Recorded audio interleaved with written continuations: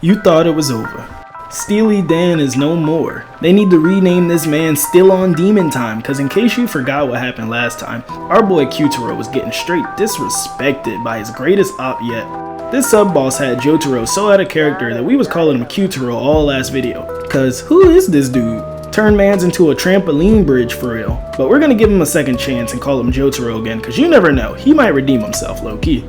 So the next episode starts and nah, my boy already on one knee. Had my boy doing the front facing Vegeta. Knee x-rays look like this. He been playing Tears of the Kingdom, but he the only one crying. I take it back. Your name is Jotaro again. Keep it up and they gonna start calling you Eltaro. He's getting disrespected left and right by one man who we all know can't see him with the hands. He don't really box for real. The whole time you know Jotaro is waiting to get his get back.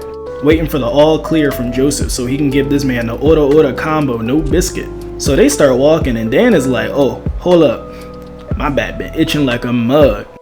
Scratch it. You what? You want me to do what? I'm sorry, y'all gonna have to give me the worst grandson of the year award cause this where the episode ends. Shut the cameras off cause the show is over.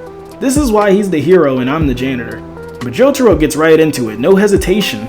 You would have thought Star Scratching Him was his stand name. So Dan starts moaning, and at this point, I'm getting worried, cause he's enjoying this way too much, and this is a family channel, sir.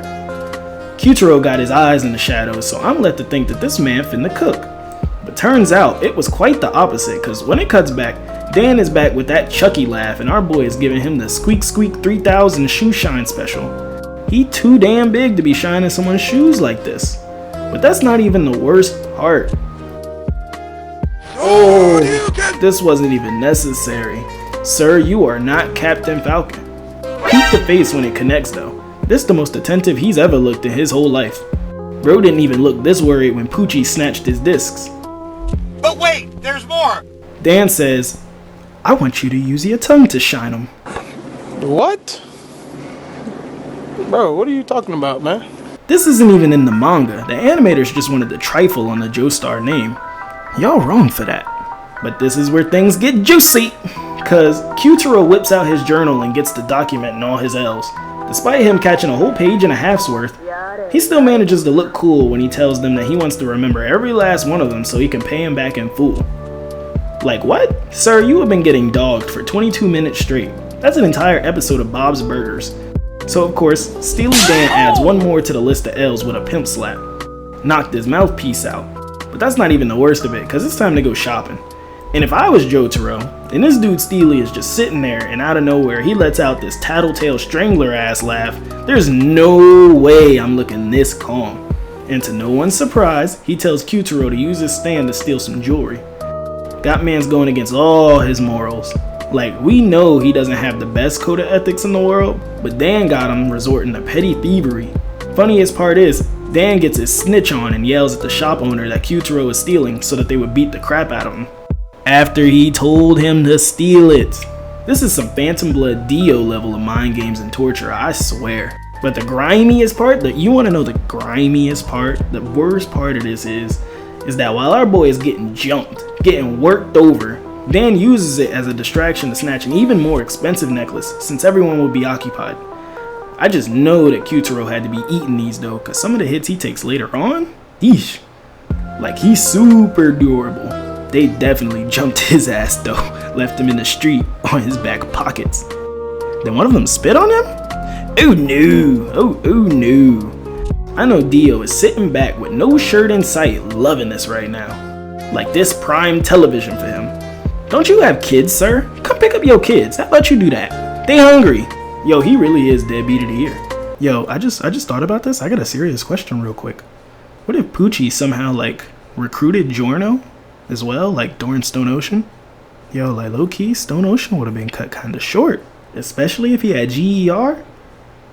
But back to Steely, potentially one of the 3 greatest Joestar ops to ever do it. He's showing his gratitude to Jotaro since he was able to hit the easiest lick of his life, but gets real confused when Jotaro starts laughing too. Like, sir, we are not laughing with you, we are laughing at you. And thus begins the greatest comeback in anime history. This turnaround was so drastic that I broke my neck trying to keep up. Steely puts another boot print on Kyutaro's back and is like, I like to laugh too. So Jotaro starts giving Kakyoin the Gawk Gawk 3000, saying that it's dangerous to underestimate him. Like we didn't see SP grab him by the neck and use him as a boxer reflex bag in chapter 6. And as soon as the bug flies out of Joseph's ear, Jotaro is on it, trying desperately to earn his name back. Cause even the KUJO'S have disowned him at this point. Twice removed. Soon as Dan tried to run, Jotaro had him by the hair and whispered softly, "Dio." So Steely is flailing. He even gets down on his knees like a hoe and starts licking Jotaro's Stacy Adams, his B-boots, them Stardust Crusaders. Yo, I swear, I know he was leaving Yeti prints around everywhere he walked. And Dan was on his Kakyoin time cause he said, Deru, Deru. But Jotaro ain't going for it cause as soon as Steely's stand tried to fly in his ear, Star Do Anything Platinum caught him between his fingers, crushing Dan's arm and leg. Got Dan crying and begging like, sir, you are embarrassing yourself in front of my 400 subscribers. And the Kujo boy is a better man than me cause he's willing to leave it at that, but Dan had one more lace left in his black Air Forces.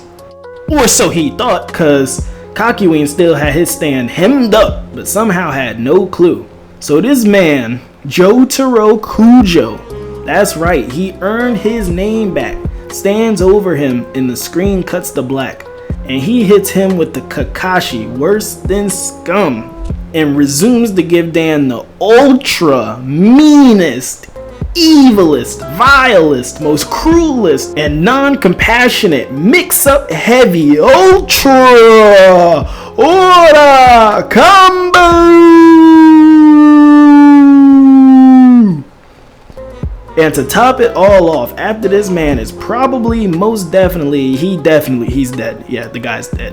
Jotaro rips the journal page out with all his L's on it and throws it at him like, keep the receipt. Boy, stop. But we're gonna end it right here, guys. That was how Jotaro got his groove back. If you enjoyed, don't forget to hit that like and subscribe button since it really helps the channel out. But I'm out of here. Holla!